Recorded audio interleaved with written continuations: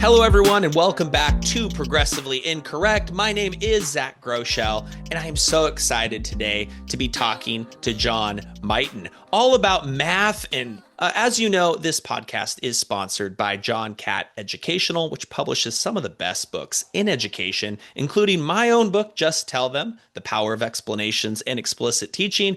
But that's just a plug for myself because there's a ton of John Catt books that I will link in the show notes. Check them out and start your evidence-informed journey. There's books about math and there's books about science. There's books about all aspects of teaching. Check those out. John, it is so great to have you on the podcast. Finally, how are you doing? Great. I'm very excited to talk to you today. I'm a big admirer of your work. Likewise, and we just met at Research Ed Toronto very recently. But let's start with this question. What's a moment in your career that kind of made you question how we teach math and sparked your interest in changing it? I think there were two turning points, both personal. I almost failed math, and I was also a terrible writer when I was younger. And in my 20s, I read Sylvia Plath, she's an American poet, letters to her mother. And it was clear she trained herself to write. She wrote imitations of other poets. She memorized poems. She read everything she could about the structure of poems. And until then, I didn't think there was anything I could do to train myself. I thought I just had to be born with talent in math or writing. And so I started imitating her poems and other poets, and eventually published and got into theater. And I've had a career in theater. My plays have been done in many countries, but it came from, zero talent. And that was one turning point. The second is I started tutoring to make a bit of money when I was starting out as a playwright. I figured I could tutor lower grades because I did pass calculus, didn't do too well in it. And that was a turning point because explaining things to the kids at my own pace, things that seemed mysterious to me in high school became more and more obvious. And one of my first students was in a remedial grade 6 class, and his mom had been told that he could never learn math. He was just too challenged. So he's a fully tenured math professor now. And I saw the same thing with students when we started Jump. Jump was first just a tutoring club. One girl they thought her IQ was 70. She was testing at grade 1 level. I'd never seen a kid that challenged in grade 6. 3 years later, she went into academic grade 9 math and she skipped a year. So I just started seeing these remarkable changes in students when they were given the right attention, and also in myself as I was teaching them, I began to be more and more confident in math. So those two things made me think, how is it possible that, I did so badly in these subjects and now I have a doctorate in math and so on. And how is it possible that these kids are falling through the cracks who are capable of doing very high level math? That's what set me on this journey. It's interesting because I think for reading, there's a sense of urgency when it comes to a child sort of, demonstrating that they can't read on level or showing that they struggle. And we really empathize with that. Uh, with math, I feel like there should just be a direct parallel there but we often don't apply some of those same lessons that we take from reading to math. I mean, I see a lot of times when we talk about math that there's math people and there's math identity and there's certain things that are wrapped up in math. Um, but what I'm hearing from you saying is a lot of the perhaps we should address it by like with instruction. I mean, was that what you were finding when in the early days? Yeah, and you kind of hinted at something, there's been a real sense of urgency in reading, but not in math, because I think people think I could get by without math. I survived, but they never ask, what did I lose? How much did I lose by not having math? And there's now research showing that, for kindergarten kids, math is a stronger predictor of success at school than any other subject, including reading. So, and at all grade levels, it's a barrier to success, to degree completion. Um, so I don't think people are aware of how important math is. And beyond that, there's new research showing math can even change executive function if you're taught math well. Kids who don't get good math, adolescents lack a neurotransmitter that helps them solve problems in all domains. People just have no clue about how much kids are losing. And what struck me also was, we've had trouble building sustainable economies and fair economies, and we've had trouble eradicating material poverty. But when I saw these kids within weeks changing and becoming great learners and so on, and we began to see this in Jump later in whole classrooms where kids would get so excited about succeeding together. I realized that math is an incredible tool for equity, more so than any other subject. I do a lot of demo lessons where I'll go into a class anywhere from even up into high school, and usually can get all the kids engaged in one lesson and know how to quickly bring them up to grade level. That would be impossible in reading. I could never do that in reading. Close the gap that quickly. So I don't think when I'm talking about the losses that we incur by not teaching kids according to their potential in math, we have, we really don't even have any clue how big those losses are. Because if you can equalize a class within a day, a week, and make all the kids feel capable and smart, it has a spillover into every aspect of their life. And I don't think there's any other subject outside of math where you can do that so quickly. So that gave me a sense of urgency around trying to figure out what needs to change in teaching and so that we stop leaving so many kids behind. And there's a lot of kind of, I think, misunderstandings about what constitutes high quality math instruction today. Mhm. What would you say are some of those misconceptions? Yeah, that's a really complex question, and we'll probably keep coming back to it. We want Jump produces great results in problem solving, including on randomized controlled trials. But it's sometimes hard to convince people of that, even if you show them that data, because we start a couple grades below grade level. We find very efficient there. I'm a mathematician, and a lot of our writers are logicians. There are very efficient paths you can follow to get up to grade level in any subject that would shock people. But because we start below grade level, because we use a lot of scaffolding in the first part of the year, because we are trying to build confidence and so on, people think, well, that's not really a problem-solving course, in spite of the data we put in front of them, like randomized controlled trials with high effect sizes. And it's because they keep mistaking the end of education, where you want to get kids to, with the means to get or the path you want to follow. They keep treating kids like they're expert learners who can handle these rich, complex problems right off the bat. And that's where Jump gets to, but you have to have a much more incremental approach where you increase the level of difficulty more gradually. You help kids build schemas or mental representations so that they don't have to work so hard. They can just look at things and see patterns and see connections. Sometimes I use the analogy of I don't know if you've ever tried to play chess against people who play on the street, like in New York. I wouldn't recommend it. I just get slaughtered all the time. And I'm a mathematician and I can hold a lot in my head, but these guys on the street just cream me. And so why is that? And they're not even grandmasters. It's because they've built so much expertise in chess and they can see patterns and just look at the board when I'm laboring to go through one pathway after another. That's why I can't compete with them. So they're experts, I'm a novice, and we keep treating kids like they're experts. Whereas it takes years of training to build up that automaticity in chess and those mental schemas where you can just see what to do and how to solve a problem. So that's one huge mistake. I think it's changing. Like people are suddenly starting to realize that kids do need more guidance and scaffolding.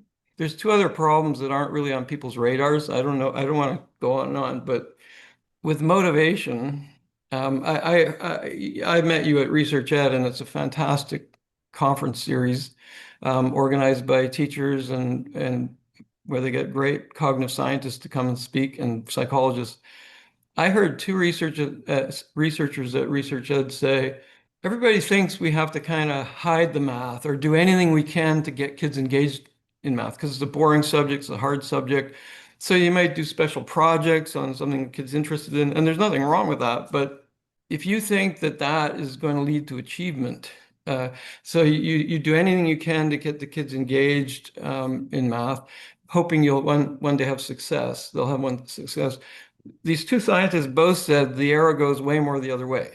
From if kids have success in anything, they become engaged. And I saw an article a while ago in Nature Communications called the 85% Rule for Optimal Learning. And they argue there's a lot of evidence that we are happiest and most engaged, and we also our brains work most efficiently when we've almost got something. We're about 85% proficient. We just have to stretch ourselves a bit. It's also called the Goldilocks zone or zone of proximal development. There's lots of names sort of around the same thing. Not too hard, not too easy. If kids are in that zone and allowed to practice in that zone, then they have deep engagement.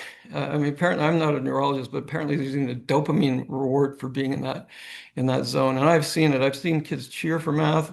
I broke up a fight once by telling the bully if he didn't apologize, I wouldn't give him his bonus question, and he apologized. So kids just love mastering things, being in that zone where they're having success, where it looks a little hard. And so I don't think we really understand engagement at all as adults or what engages kids. Uh, I once did a demo lesson in a very violent school with behavioral kids in Brixton, and taught some pretty dry lessons. One was on operations with fractions. When I came in on the third lesson, the kids cheered. Kids were considered unteachable just because they were in that zone all the time. So that's another big mistake we make around engagement. We don't really understand the research and motivation and engagement. And there's a big Canadian study that just showed the arrow goes much more that other way. And then finally, this one's not on anyone's radar. Everybody thinks to solve real world problems, you give the kids lots of real world problems, rich story problems, highly contextualized. There's an article that came out in Science Magazine 15 years ago by Kaminsky and her colleagues called The Advantages of Abstract Examples in Learning Math.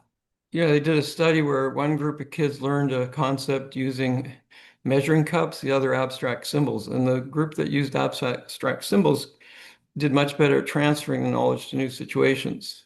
And she and other researchers have done research right from pre-K right up to university level, showing that in many cases it's better either to start with a more abstract or schematic representation and add context, add complexity, or even if you start with some kind of real world context, fade as quickly, it's called concreteness fading, fade as quickly as possible to a more abstract representation. I'm not aware of many people in education who know that work, or if they're judging a textbook or any kind of online product, would be asking, does it have the right progression in some cases from abstract to concrete? You can't even get, in many states, you can't, according to the review criteria they're using for programs, you could not get a pass if you were actually structured that way, where you started with more abstract or schematic representations that showed the deep structure of the problem or the concept, and moved to instantiations, you couldn't get a pass. I know because we've had that problem in Jump. I want to talk about that with you for a while because also I didn't know you were going to bring this up, but now it's time to nerd out. Think about Yeah, this. Absolutely, right? And so and you're dealing with this problem that exists in education in general, which is that these states or provincial lists uh are often the barrier to getting evidence-based programs into the province or the state, which doesn't yeah, make any sense, right? yeah, Right now we're having this experience with reading, in particular. After Sold a yeah, Story, there's just like these state lists, and they give you five things, and guess what? Four of those five things are trash, but they're on the list. And yeah. what about these other That's right. ones, right? That's right. You gave one example of this for Yeah, math, which is that yeah, we don't quite know enough about how to select examples, but we do know something, and it may go against the prevailing wisdom of how to sequence examples. But then there's a rubric maybe designed, and they assess mhm. the quality of the program on the basis of that rubric item, and it actually generates a list of worst programs. How That's do we right. solve this problem? This is something I've been thinking about for a long time. Yeah, it's, I think, one of the most serious problems that people are facing in U.S. education, and funders are also funding things that are not well aligned with the science of learning because they look good. They're rich, problem-solving based programs, all those. What would the opposite be? A poor program, like rich, authentic problem. The opposite would be a poor, inauthentic problem. So we're even seduced by the language, and funders especially who don't have expertise in the science of learning. It's a crisis. Nothing will change in the U.S. unless that changes. We are seeing some evidence through the people we meet at Research Ed, for instance, that districts are willing to forego those rubrics and lists and take programs that have evidence. So I'm a bit kind of optimistic because of movements like Research Ed, but so many problems could be solved if there was some expertise in the system that would say, your definition of rigor, for instance, where rigor means like a lot of those rubrics have program has to be rigorous, has to have applications. It's a real problem if you expect right from day one kids are going to be working with rich, real world, authentic problems. It's not only is it going to be terribly inefficient cognitively, but here's another thing no one's taken account of from what I've seen. As early as grade one, there's research showing kids know where they are in a hierarchy. Anthropologists call humans status-seeking primates. If we're born with any abilities to know where I don't think it's math. Math, I don't think is innate, or the tiniest component would be innate, but definitely we can recognize where we are in a hierarchy very early. And so what if a kid decides in grade one they're not in the talented group? We ask teachers that when we train them, and teachers always say, well, they'll stop engaging. They'll start falling behind because they're not engaging. They'll start getting anxious. They'll start distracting the class or misbehaving. There's all kinds of things that happen. And once they fall behind in math, unless their parents can hire a tutor, it's not that likely they're going to catch up. So if your definition, if your rubrics that you're using to certify programs demand that you treat kids like experts right from the beginning of the year, you're not only going to have so many kids, it's happening across the states, not able to learn efficiently, but you're going to have huge problems with engagement and motivation because once you have hierarchies in the classroom, half the class is just going to turn off and it's very hard to get them back again. So those rubrics are doing terrible damage across the states. And it's not just the rubrics, it's the people who are interpreting them may not have a background in cognitive science. And it's also stopping any kind of innovation or experimentation. We offer free pilots or highly subsidized pilots to school districts where you can actually see for yourself. Just test. Why would you dump only one program on teachers, as we always do, with very little evidence beyond the fact that it meets the rubric? Why would you not want to run more than one program and test them? If the rubrics are in place, schools can't even do that because we're not on the list. So anyway, I don't want to be too negative because I think things are changing quickly. Thanks to Sold the Story and other, the movement in reading. I think we're starting to see more and more appetite among district leaders, math consultants, and so on. More and more appetite for experimentation and exploring other approaches to teaching math. One of the things I think is that we've embraced the idea, at least in because thanks to phonics programs, I believe there's been a Mhm. spillover effect that there's less negativity towards programs. And I Yeah, feel like especially elementary teachers are just perfectly positioned and poised to take what they've learned from a really systematic program in phonics and transfer it to math. However, again, the negativity comes back in. You get a lot of these questions around about fidelity, around how much can I pick and choose, how much is my autonomy being right. put into question. What are some of your answers around that? Yeah, that's a really, really deep question. Um, we're working with one of our partners. We have a lot of research partners. One is the University of Calgary Workland School of Education, and we formed a partnership called Math Minds with them. And Brent Davis, who's like one of my heroes, he's one of he's not only he's not only an educator, but he also knows the science. He once said, "We're going to put Jump out of business." And so now when he gives talks, he says he realized something that he didn't at the time, that no matter how much great professional learning you give teachers, no matter how much they internalize these principles, they don't really have time to invent these pathways or define these efficient pathways. They can't pull lessons off teacher paid teachers because a lot of those are not, studies have shown they're not high quality. And also, how do you know that lesson fits with the next one, or you're taking the most efficient pathway? And so he realized that he says now that professional development has to be a partnership between a resource, a really strong resource, and the teacher. And the resource helps the teacher unravel the concepts and ravel them back together in the most efficient ways. But the responsibility keeps swinging. Once the teacher, for instance, has some good Socratic questions to ask and so on, they're using their expertise. They're observing their kids. They're thinking, do I have to explain this differently? Do I have to slow down or speed up? Do I need to give some bonus questions so I can spend a little time with the kid? Once you are empowered with knowing the math and having a great resource, it frees you up to focus on the achievement of your students and the engagement of your students. So it's a beautiful partnership when teachers get the right support. Absolutely. A lot of these things we're talking about kind of goes back to teacher training Mm. and especially pre-service teacher training. And I know that we're both mutual friends of Anna Stocky, and we're seeing some of the same things in Canada that's happening in the US. If you could redesign this kind of this how we develop teachers and pre-service teachers, what would you do? What would you keep? What would you throw out?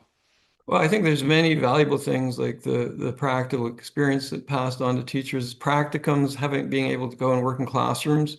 I think a couple things that may be missing are when we train teachers, we give them this problem that a lot of grade six teachers struggle with. It was off a provincial exam in Ontario. You got two towns. In one town, there's 36 kids and the ratio of girls to boys is 4 to 5. This was in the days when people were not sensitive about gender, so I'm just telling you the actual problem. In the other town, it's 40% girls, 45 kids. And we just ask teachers, what's the easiest approach to either of these problems? And sometimes it's a struggle. Like some teachers will give a very highly abstract approach, like I would add the two terms of the ratio and then divide the number of kids by that and multiply each term by that. It's rare that teachers would actually just draw a picture of the town, like 4 girls, 5 boys, 4 girls, 5 boys. Um, because we're so used to just doing these calculations we don't understand. So we give that problem to show teachers that if you go back to the right level, eventually you could understand that higher level explanation just from that picture. Everything in that method is right in that picture. And we just ask teachers a few Socratic questions. They figure it out themselves because we want them to feel they could do anything. Some teachers take a different approach. They'll try and make a fraction, like 4 girls to 5 boys. What do you think the most common mistake there would be if you've got 4 girls to 5 boys and I say, what fraction are boys? Oh, they Or girls, sorry, what fraction are girls? 4 girls, 5 boys. What fraction are girls? If there's, five. yeah, Yeah, yeah. So, yeah. and some teachers even say it's 80%, and they're Right, very right, right, proud. right, right. But you need the whole, you need the total number of kids as your denominator, like it's 4/9. And I'm not criticizing teachers. Teachers are my absolute heroes. Jump would not exist without teachers because they fought to get it into their classrooms. They've taught us how to improve it. They volunteer for us because we're a charity. Teachers are my absolute heroes. People don't know how hard it is to be a teacher. But many teachers, through no fault of their own, they just have never been taught the math. And so they love it when they realize all the mistakes they make on all of these pathways they can learn in literally 40 minutes. Like you can learn about 4 different approaches to this problem that are so deep that you're not even multiplying by the percent because you're not saying 40% is zero point 0.4 times 45, the number of kids. Teachers actually learn to think about it more deeply. They could convert that 40% into a part ratio like the other town.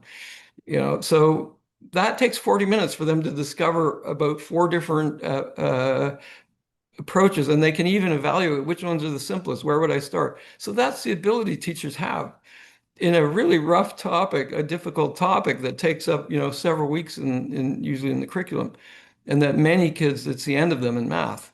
So how's that happening? Like really, when teachers say, "How come we don't know this?" This is just so trivial and clear, and we can get to the foundations, the conceptual foundations of this, the deepest level in this in 40 minutes. So that's the first thing I'd change in teachers' college. Give teachers that experience where they can understand the math deeply in a difficult looking topic and understand how to scaffold, how to break things into chunks and how to inspire the kids by keeping them in that 85% zone and keeping themselves there. I think you can never teach them all of the math, but you can give them a taste of it so that they could recognize a good resource or potentially even fix a lesson themselves, things like that. We have this problem, however, with especially elementary teaching, that they're not subject experts in math, and they tend to come, because I'm an elementary teacher, so I'm speaking of my Yeah, people. yeah, We tend to come from maybe humanities and kind of right. love of literature and things like that, and we just liked kids, right? So we may not Yeah, even have any specific yeah. subject expertise in any of the subjects. One of the solutions I've heard of is that you have a math specialist starting in like fourth or fifth grade. I mean, is this a way to do this? Do you think it's as the kids get to more and more sophisticated math, are we asking too much of elementary teachers to learn this math? That's a good question. The answer is yes and no. Specialists are fantastic. It's great to have them. But given the limited resources in the system and so on, teachers need specialists now in the present system. But if you actually gave them a good resource that they could use, we found they can learn the math. So we wrote very detailed lesson plans for the teachers. And JUMP is based on a method called structured inquiry, where it's kind of the best of both worlds. It's a form of explicit instruction because the kids are being very guided, but a lot of it's Socratic questions, so the kids feel they're figuring it out. So it's a balance of inquiry, but very structured and guided by the teacher. We found, there was a pair of really math phobic teachers in British Columbia in Canada. There was an article about them in the provincial paper who one thought she was a fraud teaching math, one cried herself to sleep at teachers' colleges. She was so terrified of math. Um, After using Jump for a couple of years and following these lesson plans, they felt they knew the math so well, they went on and did masters in math education, and they're training other teachers. So just like any kid can learn math, almost without exception, same with teachers. What we did find, like you have to be in the trenches with teachers to find these things. Like a lot of programs just dump, they're just sales machines and they dump things on people that don't work and then they move on and create a new product that's going to come out when that one is clearly failing. That's the cycle we've seen over and over again. But we're, as a charity, we can be in classrooms, we can be doing demo lessons, we're working with teachers. We found that even our teachers' guides were too overwhelming for teachers. They just don't have time. So we created slides where all the questions they have to ask, all the diagrams and assessments, because there's a lot of continuous assessment in Jump, they're there on the slides. They can project them on PowerPoint, or they can plan with them if they don't want to do that. But they have the lesson at their fingertips. And we found if you don't do that, teachers just don't have time to learn the math or the pedagogy. And so that's, I think, I don't think districts, if they really invested in supporting teachers as they are at all levels, the teachers could learn the math deeply and love it. I mean, these two teachers I mentioned, math became their favorite subject, partly because of the effect you can have on kids in math, partly because it's a beautiful subject. I feel that that's so intuitively true because when I give examples, like I do demo lessons or whatever, right, I'm just going like, Yeah, oh yeah, I memorized this example from a previous resource when I was first yeah, teaching, right? And I've yeah, I've talked to teachers who have not had any resources, but they're excellent yeah, teachers, and they just yeah. tell me like, it's just because I memorized my old one, like Right, right? right. And I'd love to see more research coming into that, where basically it's like the invisible effects of using a really systematic program on Yeah, teachers' subject knowledge. I think it would that's just right. be so impactful. Yeah, I agree. So one of the things we're seeing that's in Canada and it's happening also in the United States, we're seeing certain reforms that are a little bit slower in math than they are in reading, but we're watching something's kind of bubbling up right now. Me, Hmm. I've worked in several schools in Canada now too, where I'm sort of learning by province what's going Yeah, on. yeah. So what signs we've alluded to this a little bit, but what signs of progress are there? Like what are you seeing is in terms of like the next phase of this movement around evidence-based math education? Well, because of the research and reading and the changes in reading, people are realizing, as you suggested earlier, that having a structured program is not a bad thing. people are realizing that foundational knowledge is important, that you can't be a problem solver or reader without foundation knowledge. Those are two great shifts, and they're huge because before people just thought, well, kids are just you just throw rich problems out and kids are going to find their path, and the ones who don't get them, and that's just not the subject for them. That's really the attitude of underlying a lot of programs. So those are really good things. Also, the gatekeepers in many districts are math consultants or sometimes superintendents, but often just the math consultants, math leads, math experts. And we're finding at Research Ed there's been a sea change in the kind of people who are getting in those positions. They really are interested in evidence. They're becoming experts in the science of learning, partly because they saw the shift in reading. So those are really good things. The things we need, I think, we need to accelerate that, and we need to also have more standards in place where boards will actually test programs and more rigorously. That's not hard to track kids. Like in Canada, there's now developed by University of Carleton, there's a math screener. The AIM network has developed a math screener for kids from K to 4. It's easy to administer and it's not hard to track kids. Or in the US, one of the great things about the US, people might think I'm crazy saying this, but you have state tests every year. In Canada, we don't, our tests happen every 3 years, so it's impossible to track progress. So boards should be looking at those tests more and saying, if things aren't shifting and if it's possible that all kids could learn math, we must be doing something wrong and we better keep looking. So that's one thing we could work on more. Like, for instance, are you aware of the research on abstract versus concrete? And are you giving teachers resources that are aligned with that? Um, those are some of I think, the things we need to work harder on. Absolutely. And I, in across all of the topics that I talk about, math ends up being the most controversial. Like I know that people that even come onto this one, they're going to find Yeah, something that really they don't want their teachers to hear about because they sort of bought into this existing ideology. I would like to see just a cooling down a little bit of some of the tempers in the math yeah, space. I'm finding yeah, I feel like we've kind of come to some consensus in reading, but math is just the right. wild, wild west. It really feels like. I don't, that's an interesting issue you raised. That's a real challenge in math because I was asked to speak to education writers in Texas. And I think I got the invitation because of Holly Corby. She's one of my heroes too. And everybody at that conference, all the writers were trying to figure out what is this equivalent in math to sold a story in reading? Like, what is a story in math that would grab people's attention?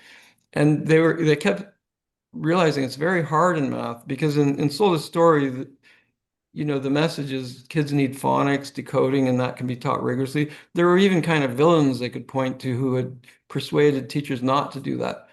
There's no similar story in math. It's so diffuse. There are about 3 or 4 strands in the research you need to take account of, like on motivation, on abstract versus concrete, on that 85% zone.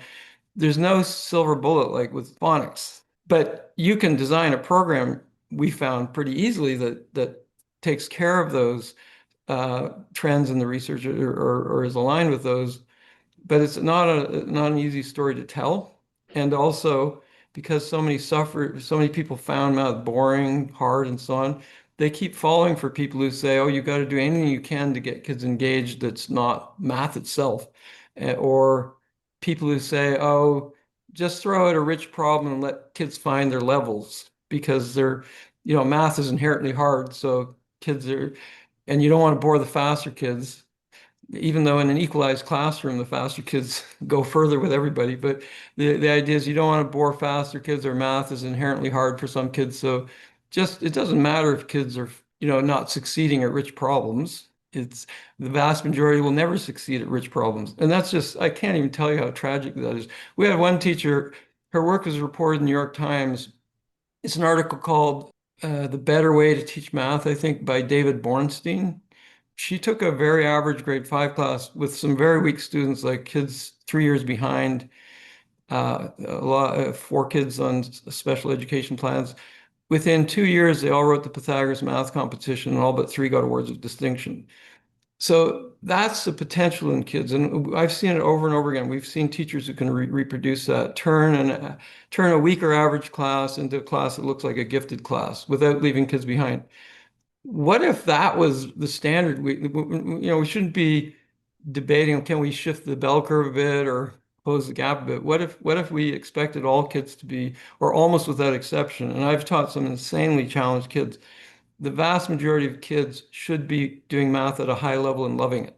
Okay, if that's our standard, we have to reevaluate everything.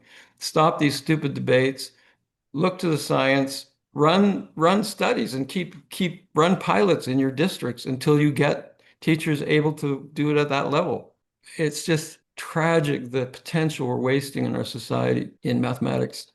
It just doesn't make any sense to me that even if you did experience a lot of suffering and anxiety around math yourself, which I did for like I'm one of those people who was like, yeah, I said in my first math class when I was in school, I was like, if I can help it, I'm not going to teach this subject. Like if I can Right. figure out a way to not have Yeah. to teach math, I'll do it, right? Yeah.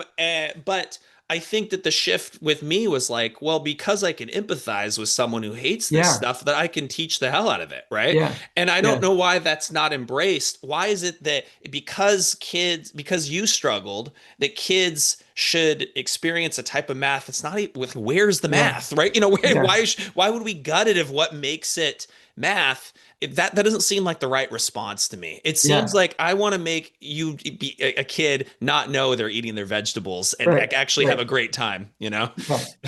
Like that. So I think we're very similar because I think that's why I thought so much about these things because I struggled and I don't feel, even though I'm a mathematician, I don't feel I understand. I still have a kind of anxiety. I don't feel I understand anything unless I can reduce it to concepts that or skills that a very young child could understand. I can teach calculus that way because I had to teach myself that way. So when you struggle, you can sometimes make a great teacher, but you also need help because there's one study that came out where they found that elementary kids often tend to internalize the anxiety of a teacher of the same sex. So girls will internalize the anxiety of a female teacher, and boys will internalize the anxiety of a male teacher. Unfortunately, as I said, teachers are my heroes, but there's a lot of elementary school teachers who are math phobic females. And the study found that that is disproportionately harming girls because they're picking up on these anxieties and stereotypes from their teachers.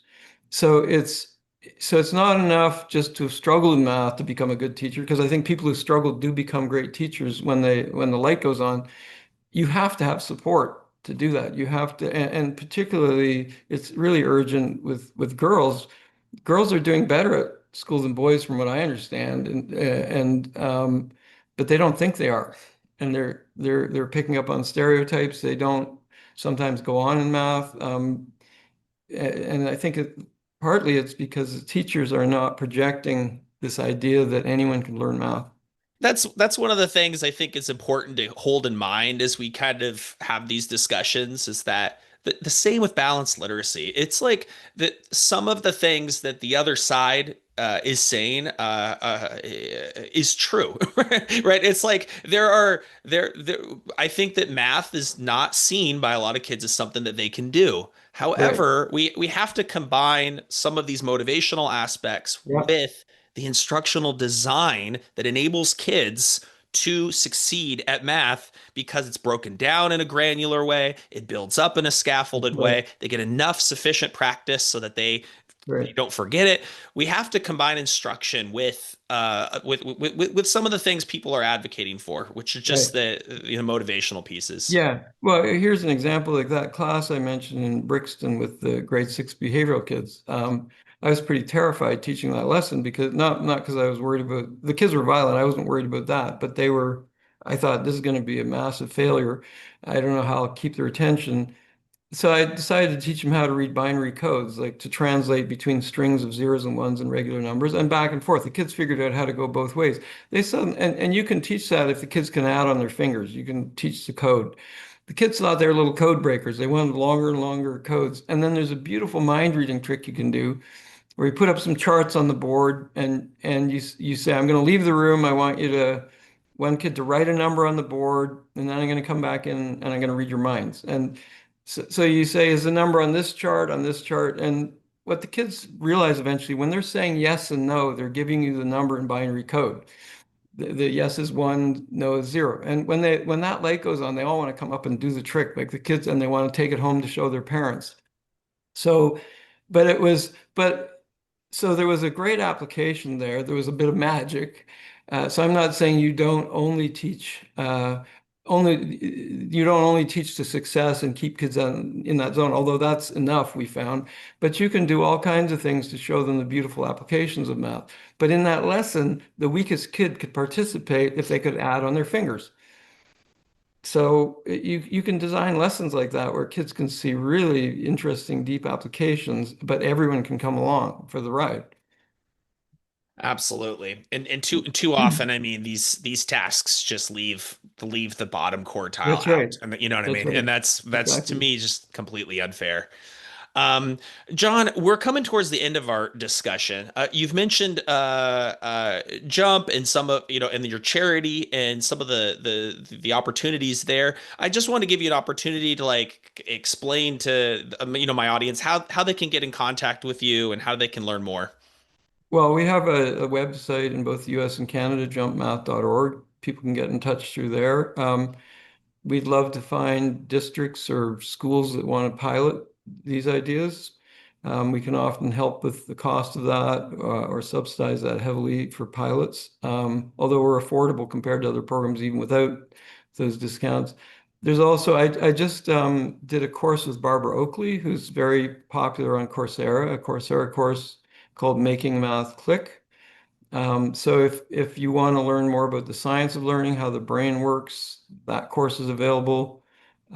We also on the Jump website have lots of resources. All the research that we've done in Jump is there on the website. There's sample lessons people can get on the website and try it out. So we are starting to grow more quickly now in the US.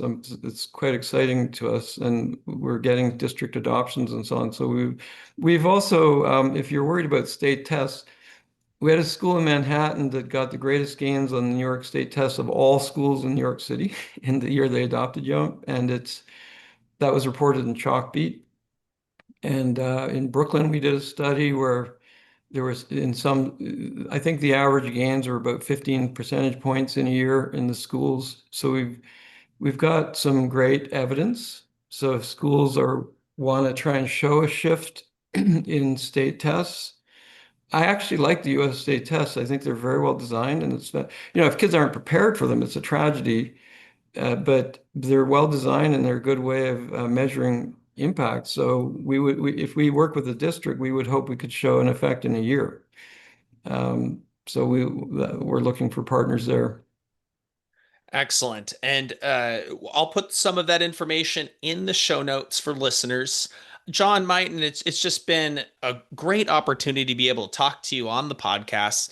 Listeners, thank you so much for tuning in to Progressively Incorrect. I'm going to keep on, churning out these episodes basically on a weekly basis. So if you could share this with a principal, with a superintendent, with a colleague, and give this a 5-star rating on the platform you're choosing, that would really help this show out. John, thank you so much for coming on, and I hope we can speak soon about, our big future plans to change the world. Yeah, thank you. It's a real privilege to talk to you, and I really admire the work you're doing. So thank you. Thanks so much.